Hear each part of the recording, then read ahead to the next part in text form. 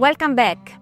In our last episode, we asked a big question. Are women less tolerant of corruption than men? Today we are diving right into the answer. In our previous video, we talked about an experiment aimed at understanding how bystanders respond to corruption. A follow-up study, always by Guerra and Zuravleva, asked a related question. Do men and women respond differently to corruption? Specifically, are women less tolerant of corrupt behavior than men, as we expect?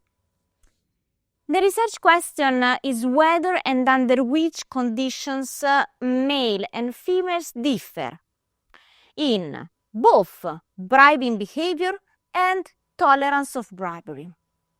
This is novel because while some previous experiments focused mainly on gender differences in willingness to engage in corruption, no previous studies focused on gender differences in the tolerance of bribery.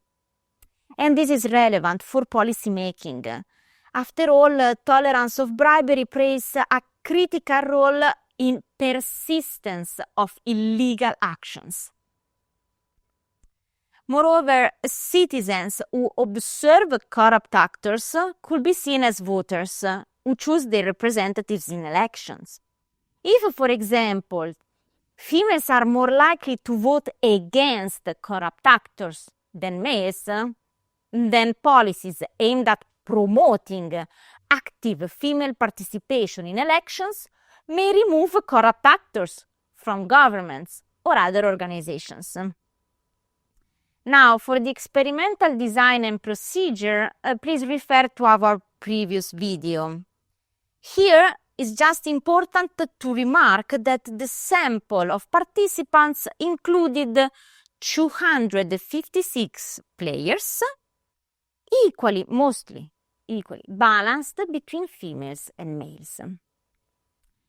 Now, there are several important results of this experiment. First, no gender difference in bribing behavior.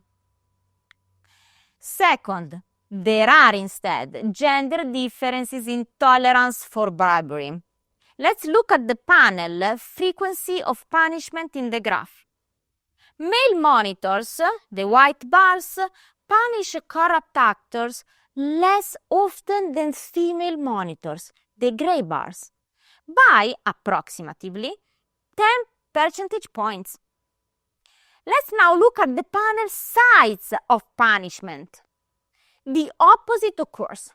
Males punish corrupt actors to a greater extent, allocating on punishment around 50% more tokens than females.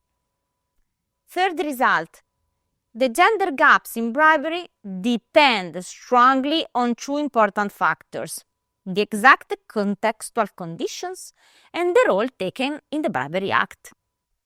Males and females behave differently, but depending on the trade-off between the benefits gained by the corrupt actors versus the negative externality generated by bribery on the whole society. For instance, females both engage less in bribery and are also less tolerant of bribery, but when its negative externality increases, reducing the overall social welfare. On the other hand, males punish corrupt actors more severely than women, but when the gains to corrupt actors increase, leading them to a comparative disadvantage with respect to the corrupt actors.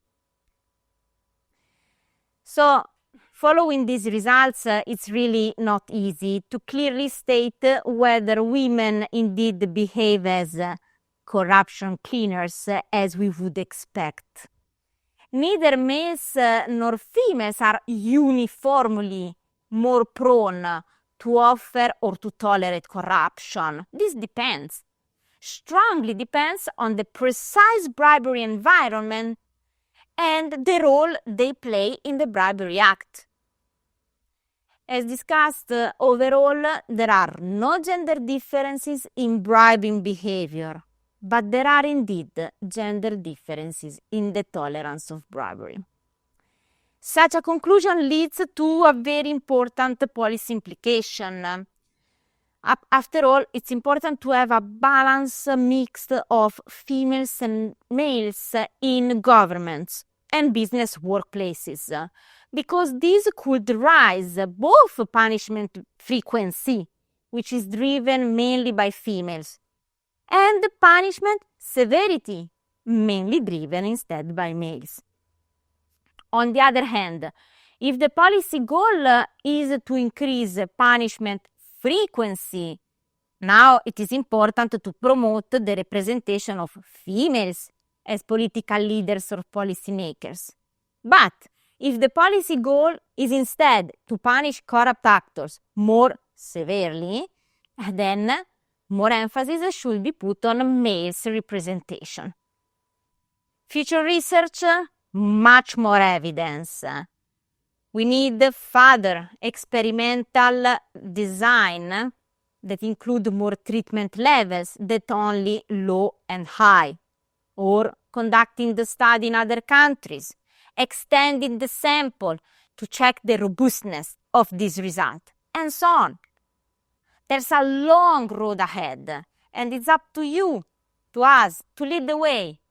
We need still to work hard to understand more about our tolerance for corruption and the forces, the mechanisms that drive it. Now, with the tools from these 2 videos, our bike is ready. It's all set. Now it's our turn to take the ride.